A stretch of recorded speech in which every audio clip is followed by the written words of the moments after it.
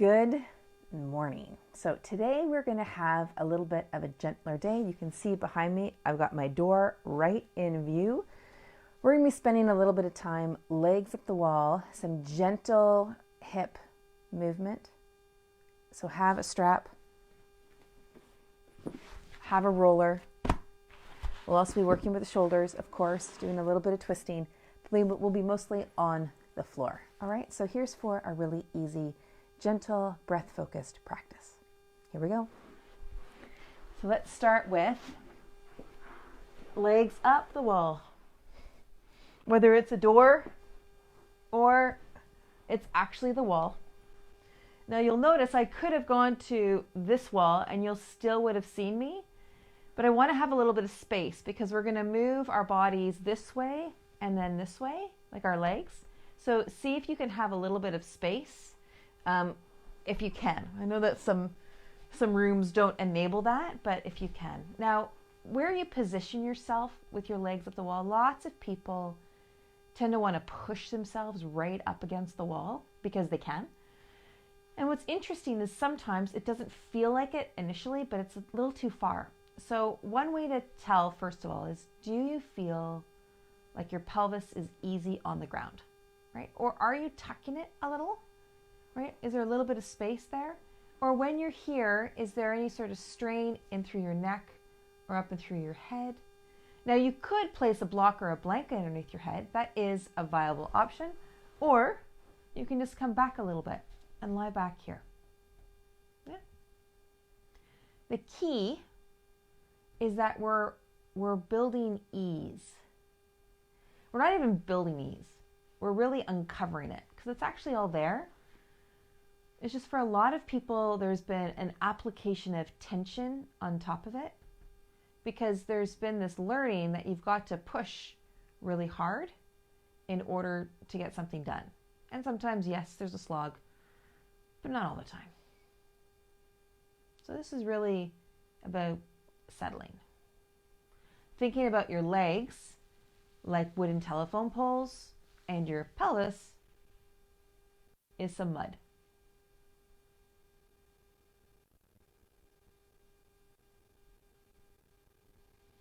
And let your breath come in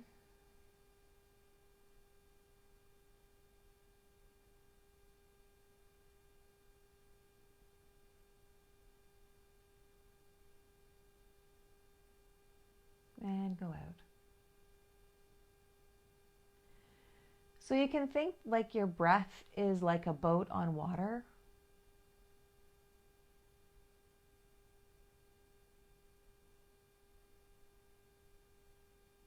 With the waves coming up.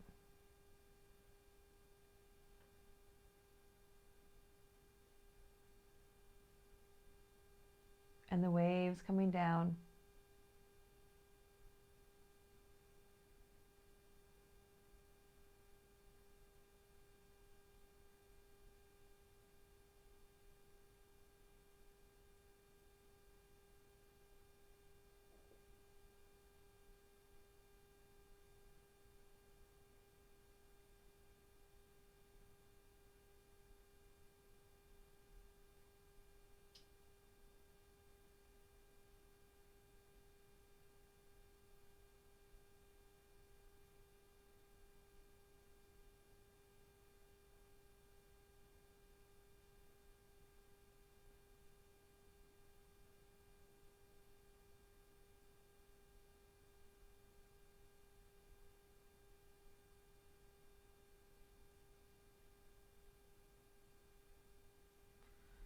All right, you ready? So we're going to cross one leg over the other. So the pelvis is going to stay right where it is. You're going to lift a leg and cross the ankles. Now, begin to take that foot down towards the knee. Maybe you'll come over it. Now, a couple things here. The pelvis is totally quiet. Legs are moving in the pelvis. Leg is moving in the pelvis. Pelvis is still quiet. And try not to use external work to bring the leg down because then you're training yourself to know that it's your arms that are moving the leg. So just be aware of what is the leg, what what the leg is actually doing. So maybe you're here, maybe you're here, maybe you're here. Yeah. And it may even be that with your pelvis in the same position, that you can gently take your other leg into some flexion. It's totally whatever it is. But it's all just leg bone motion. Leg bone motion.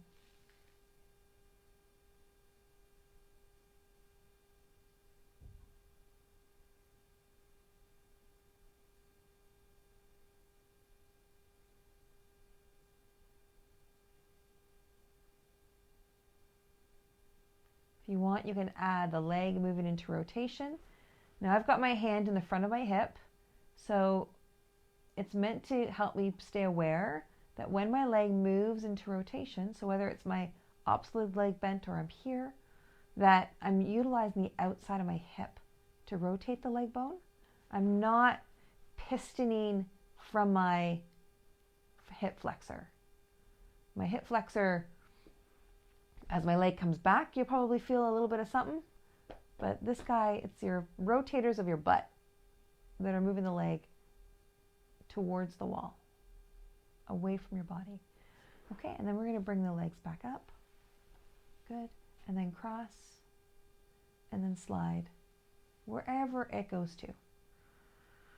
And again, as always, this is about your practice, right?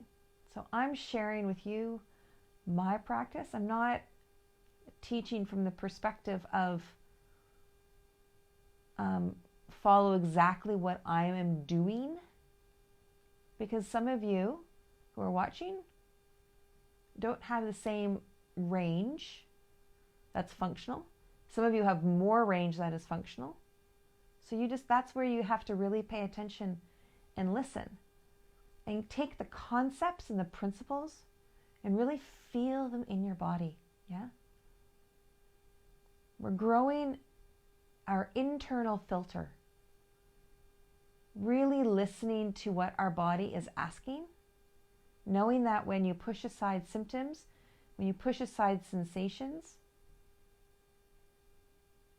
then those are just going to come back louder and stronger and in greater number. So we want to build a trust with our body, so there's less fight, right? I do this with my clients a lot. There can be this pissed offness with their bodies, where the body is really just trying to reach out and say, hey, we need help here.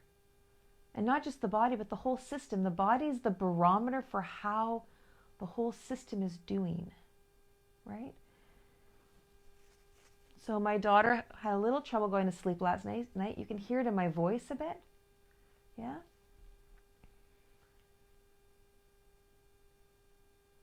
So I didn't get as much sleep as I normally do. Okay, and we're going to bring the legs over this way, so I can feel stuff. So I'm just paying attention, and bodies change. Plastic, we're plastic. So the idea here is just to trust what you're hearing. Yeah? All right, so here what I'm doing here is I'm bringing one leg up, followed by the other leg, and then one leg down. And the idea is we want to keep the shoulder on the ground, right? The opposite shoulder. And now as you move, when you get to the end, this knee, we want it to be touching this knee, but not because this knee is doing it. The pelvis is coming right around, so they match. Now, what can happen is the opposite shoulder can lift, because if you're limited through this twisting at all, that's what's going to happen. So try not to over push it, right? Or that's when you start to create issues, right? So take yourself into position, and then, or take yourself through the position or through the movement, only going as far as the shoulder stays on the ground. Yeah. When we listen to the whispers, we don't have to hear the screams.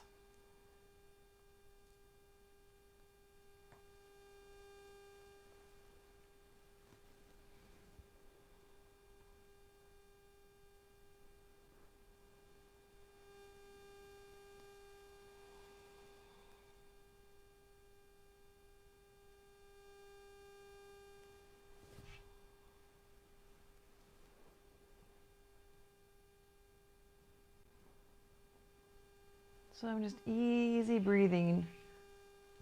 Now, if I didn't have a door here, if I just had plain wall, I'd probably keep my feet right on the wall the entire time. It was like this, but I don't have a totally even wall, so I'm not doing that. But you could do that. Okay, let's bring those legs back up again. Now watch my ankles and watch my feet. I'm going to move my feet, my toes towards my nose. Now, I could just do it. See how my toes are moving? I could literally just move my toes towards my nose. Or I can think about my ankle. So think about the ankle.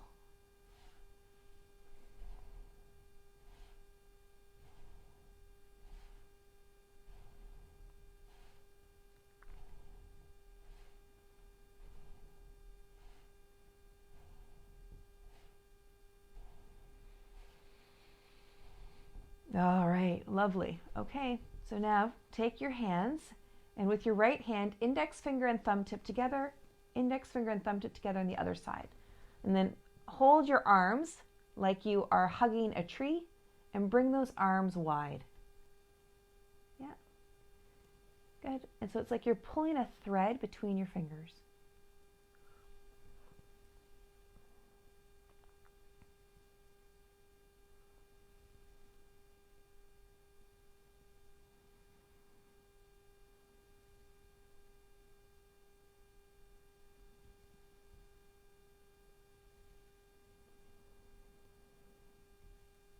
Okay, coming back up. Now watch this arm. I'm going to rotate the arm bone. So the articulating joint is the shoulder, arm bone in the shoulder socket, right? We're going to see how the elbow and the hand move, but the movement comes from the arm bone in the shoulder socket.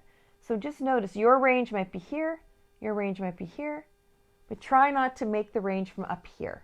Okay, think about it right through the shoulder and then find the position. So the position of the humerus is now a bit different than it just was. And now we're going to take those arms wide.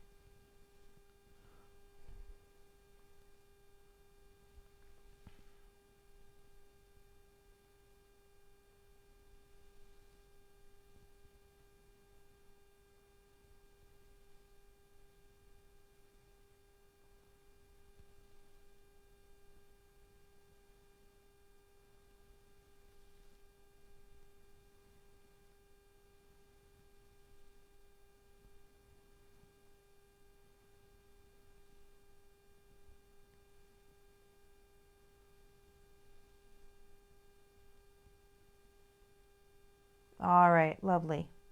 Okay. Hands come down into your belly and just check in with your breathing again.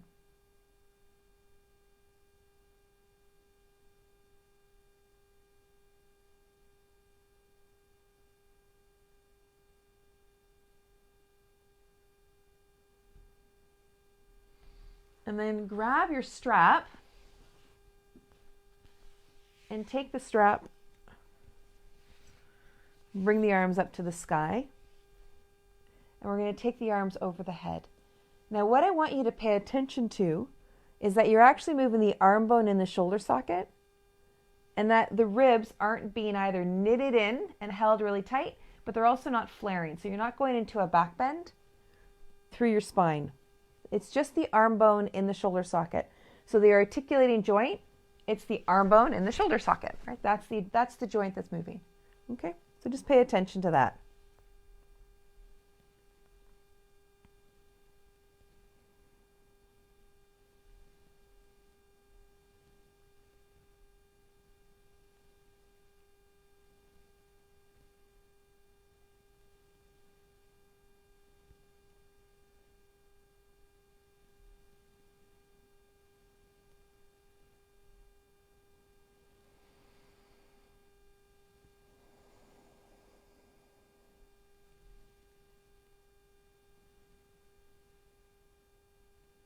Awesome.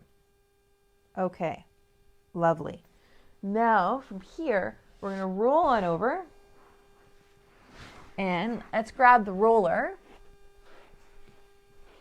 and coming into bum onto the heels, which is a bit of a child's pose, and reach the arms forward. So if I come at it from this side, I'm going to be like this, and I'm going to reach the roller forward. Okay, so here we go. So roll that guy forward, and do your best to keep the bum to your heels or wherever you are. So if your child's pose is a little bit higher, then have the position stay here. But if your child's pose is through here, then as you reach out, really try and keep these two connected, your bum and your heels. All right, good. You know, it's funny, I just noticed myself using the terminology, these guys. The other day, I was listening to my kids talking about their stuffies and their cars, and they were talking about these guys. I was having a good chuckle. It's funny. It's so funny. I mean, all of you who have older kids, you totally know how your kids model you and mimic you, but as I see it like actually happening in front of me, it cracks me up. All right, so what I've done is I've just reached the arms over towards one side to get a side bend. Good, and then we're going to take it over to the other side.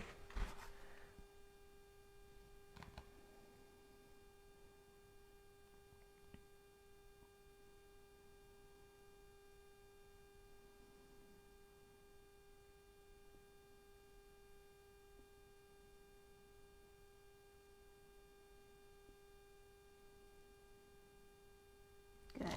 And then bring it back.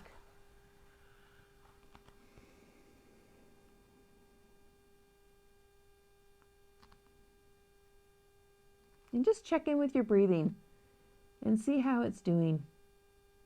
Yeah.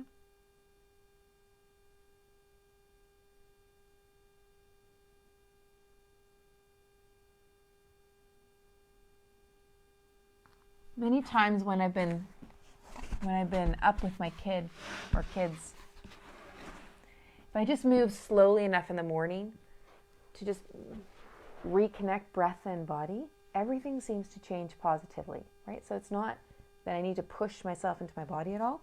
It's just enabling a reconnect, right? And so some of you might be in a bit of work from home burnout, maybe. Maybe you're losing your mind in some ways, right? I've been hearing all sorts of stories like that. So it's the same thing. Like just kind of come back inside and feel body, breath, spirit. And then as you settle into this pace here, and as the body becomes a bit more supple, you might just start to notice a reconnect. Now, the reconnect is not going to be what it was, right? Because with every experience, we become a new individual. So we're going to grab the strap. All right, so let me come up really close here. We're going to take the strap around the foot. Good. And then bring the leg up. Okay.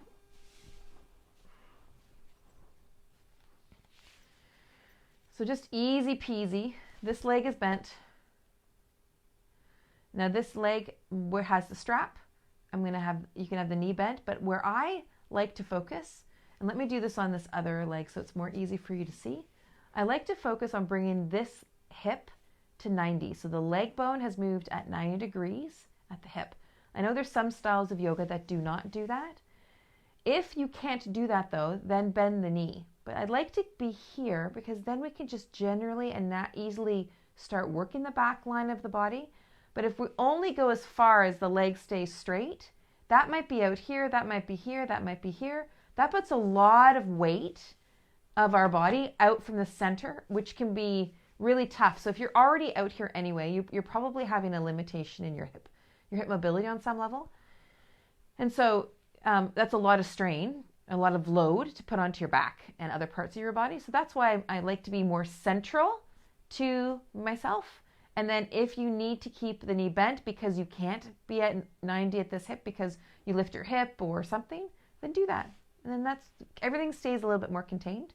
And then as you play and as you work and as you grow, you start to move that leg up in towards a straighter position. Okay? And you can move that ankle a little bit. So I'll just keep this bent so you can see what that is. And then keeping this hip on the ground, you'll be moving the leg across the body. So the pelvis is staying on the ground as this leg moves over across my body. The shoulder is staying on the ground. My breathing is staying really easy. I really like in these sorts of scenarios where I'm a little bit tired, I like to move only as far as my breath allows me to move.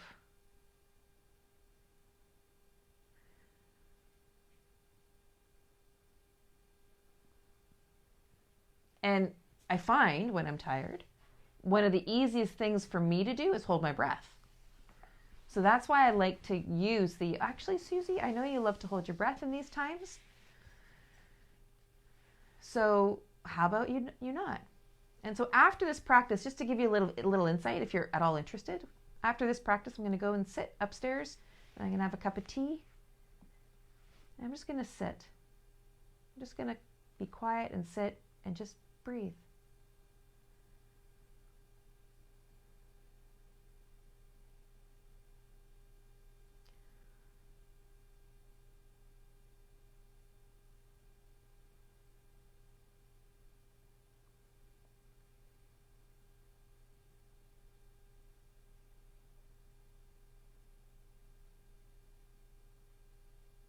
Okay, lovely. And then bring that leg down, bring the foot down. Now, a lot of people have asked when I put the word out about half moon, and if you would like to play around with a sequence around half moon, I got a lot of people asking. I mean, I wasn't totally surprised, but I was still a little bit surprised. Okay, here we are. We're moving the legs wide now. We're rotating the leg bone in the hip socket. So I want you to know that if you're a regular follower, yes, I am working on that for you. And that's probably going to have some spin-off of some other things. And for that matter, if there's a pose that you've kind of secretly or not secretly really been wanting to do, but you're concerned that maybe it's in the allotment of dangerous or you should shelve it or something like that, which are all reasonable ideas, but I figure, why not figure out what the components are and build those and be able to do that thing you secretly really want to do. If you've got any of those, post a comment below. I would love to read what positions you would really love to do. And then what I'll do is I'll break those movements down into their basic components. I'll show you those basic components. We'll make a sequence out of those basic components. And I'll help you get there. So there's anything you secretly, whether it's headstand, the big bad boy of headstand, or shoulder stand, which can sometimes be like the queen of badness, standing splits. Half moon is definitely one that lots of people have given the X to. Pigeon pose, that one often gets a really bad reputation. That's a horrible pose. I laugh when I say that. It's not so horrible if you actually have the available movement at all. It's not horrible at all. So what are the other ones that are kind of rank up into the horribleness of movement that you really kind of have a secret desire to do? Yes, and I'm asking you to post a comment so everybody can see it. If you feel very confronted by posting a comment, don't worry, I understand. Just direct message me. I'll get it through direct message. But I think it would be kind of funny to post the poses you think are the most horrible, but you actually have a secret desire to do. Like, why not, right? My little space is a safe place. There's not a lot of hating on my page, which is pretty good. It's pretty good. So if you're up for it, by the way, if there's a bunch of hating that happens, you're out. Just so you know. I have a one strike rule on hatred. I'm open to other opinions, yes, but I'm not interested in that other crap. Leave the yogi aggression for other forums. All right, so I've just taken the legs up. Now what I want you to notice is the pelvis is right where it is, and we're lifting the legs up. And seeing all the little hearts that are coming up? I think a few of you are kind of in agreement, right? All right. So hopefully I can keep this page as clean as I can.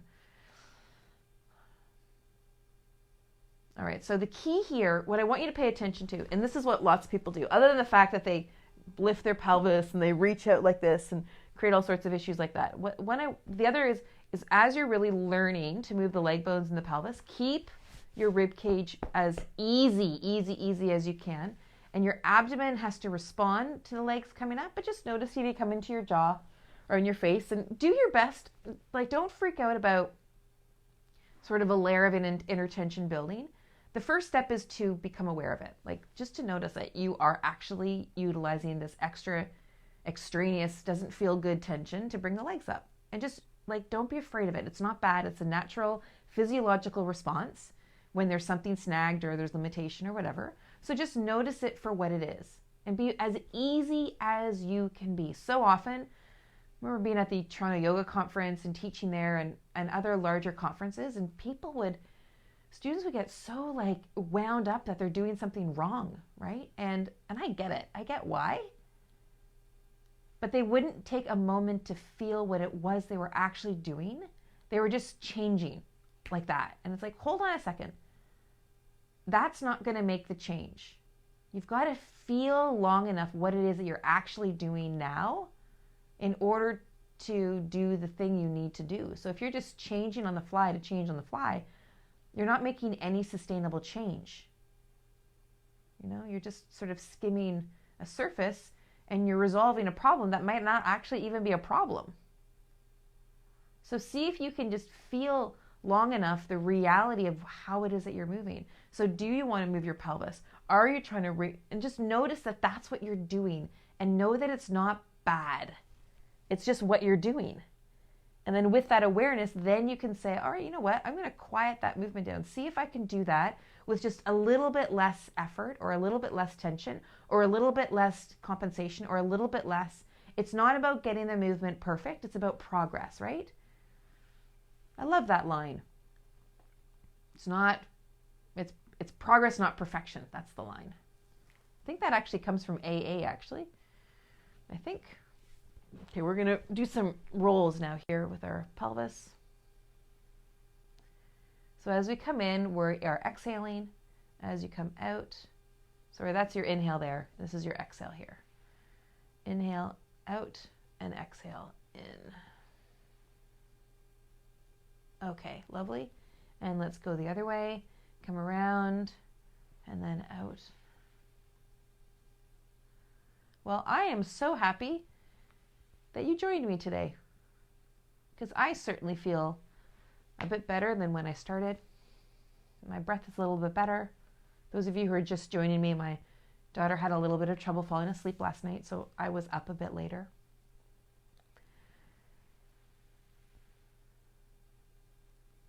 And so we just take care of ourselves in those times, right? No need to push. Just reconnect. Soften out, smooth out the edges. And I'm just going to go and have a tea now. All right. So bring those legs down. You can just be here and settle into a Shavasana. Depending on whatever time of day it is for you, you might be with me where it's about 5:30 in the morning. It might be 5:30 at night for you. It might be 1:30, whenever you do this. Just take a transition for whatever you're going to do next, whether you're going to continue with a practice, or whether you're going to come into a meditation, or whether you're going to join me in spirit for a cup of tea. All right? Thanks for joining me. We'll see you tomorrow morning. Bye-bye.